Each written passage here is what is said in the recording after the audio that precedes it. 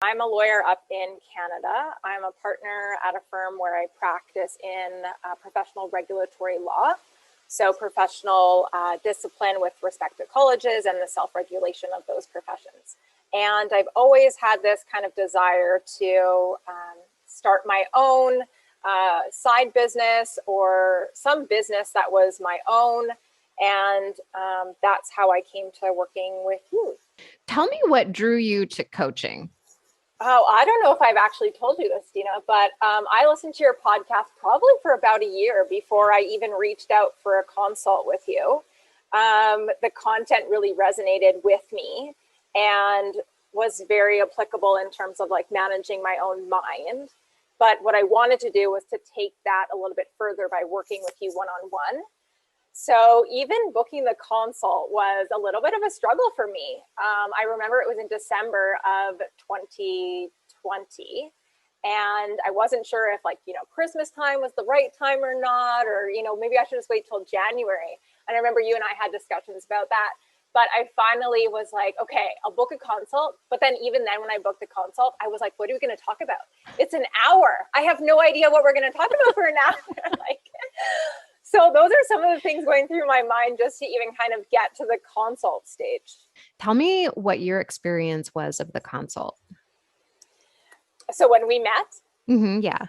Oh, the hour flew by. I remember that because there's so much to talk about, right? Because you're trying to get a sense as to like how coaching, like how you and I can work together and what that might be. So for me, there's my law practice, which we've coached on in our sessions, but also with that desire to start a side business, which is Beyond Yoga for Lawyers now, but wasn't at the time when we started at our consult session. You had also flagged that as maybe something that was something that we could coach on as well. You were investing time in different areas. Like you are ambitious. Like I know from talking to you, you are very interested in creating a lifestyle that feels very freeing. And I think that people listening could resonate with that. But that also means that you invest your time in, boards, you invest your time in your legal practice, you invest your time in personal growth, that you were having some thoughts about how much time it was going to take and whether or not you should start right now. Tell me what was going on in your mind at that time. Yeah. So as much as I love personal growth and you would think I'd be all over the one-on-one coaching and going for it, there was some like resistance for me. Part of it was, I think I didn't want to make a decision about the side business, and I didn't want to be, I was more interested in kind of staying in the researching and the waiting for, I don't know, some sort of shining light that was going to identify which of the three side businesses I wanted to start was going to be kind of highlighted for me. And that just wasn't happening over the years. What do you think, like some of the biggest lies were taught in the legal profession that you've discovered?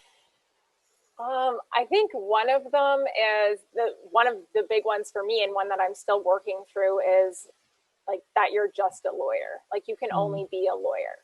And for some people like me who want to have different, like who are multi-passionate, want different things, want to do different things, I think that giving myself that permission was huge. And probably one of the reasons why it took me so long to start something like Beyond Yoga for Lawyers. There's the judgment piece that comes with that, because I think one of my thoughts was like, people might think that I'm less committed to my practice of law, but actually that's not true at all. In living out the last 5 months of Beyond Yoga for Lawyers, I'm like, I'm committed to my law practice. And then I know that with my law practice, I'm also helping lawyers because I'm a practicing lawyer. So I live out all the realities of what it's like to be a lawyer. And then I can take those experiences over and share them so that I'm coming from a place of like love and service of my clients. And I think the other one, I'll just add to that other one, is that, people like you, who I know are lawyers and doing other things, right? Like I know you do yoga, and I know that you have your coaching practice, and I'm like, wow. So, and that's like in that whole year I was listening to your podcast, I was learning all these things about you. And I'm like, oh, she's doing more. She's a lawyer. She's all these other things. Like, I can do that too. So that was a really big one for me. And then I think the other one is that hustle. Like, you always have to be hustling is a big one. And you always have to be working and grinding. That has been one, again, that I'm still working through, but I think is not a sustainable way to practice in the law. But what is it that you like wish that maybe you knew or you wish somebody else would know about coaching, like going in? I think two things. One of it is that it's somewhat organic in the sense that it works for what's going on. Like for us, we meet on a weekly basis on Sunday, which I really love because that means for me, my week is upcoming. That really works for me in terms of my planning for the week. And so we can deal with kind of what's going on for me that day or that week or what's happened the week before. And so I really like that it's organic because it can apply to both my law practice and Beyond Yoga for Lawyers. So I've had the ability to work with you to coach on my law practice, which sometimes I've needed coaching on because I have this anxiety or this stress and overwhelm of the week that's coming. But then in our 1 hour session together, I've been able to completely leave the session feeling totally different about my week. And honestly, that was like mind blowing when that's happened for my law practice, just because I didn't really think that coaching could have such an impact on my law practice as much as it has on Beyond Yoga for Lawyers. Because I know that like those things, there's ongoing fears that are happening, but I didn't really look at it the same way for my law practice, that there's ongoing fears, even at, 8 years out.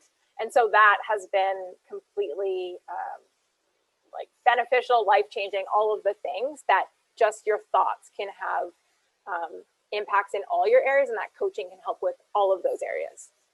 What do you want to share with people who, like these lawyers, they're on the cusp of like booking a call and finding out if coaching is the way to go? Yeah, I think I visited your consult page like 5 times. So looking for like, when is the right day? When is the right time? When is this going to work for me? I have no idea what we're going to talk about. I think my advice would just be, just book it. Like, don't overthink it. Just put it in your calendar and like, just make sure it works for you. You don't need any prep beforehand. It's basically just a conversation, like to get to know each other and to see if it's a fit, if there's something there to coach on. And I would say as lawyers up there, the law practice is like hands down an area to get coaching on that can get so much value, no matter what you work on, whether it's just like surviving in the law or whether it's, trying to scale or build a business or anything like that. So I would just say, just don't be like me and go to your sign up page like 5 times and then, put it off and put it off. I'd say just book it and just don't overthink it.